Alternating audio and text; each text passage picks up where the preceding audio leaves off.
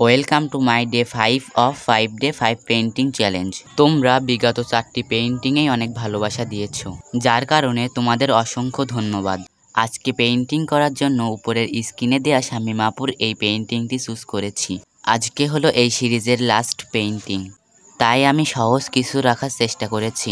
বিগত কিছু ভিডিওতে একজন কমেন্ট করেছে তার করা একটি পেইন্টিং যেন আমি করি। ইনশাল্লাহ এর পরের ভিডিওতে আমি তার করা একটি পেইন্টিং করার চেষ্টা করব।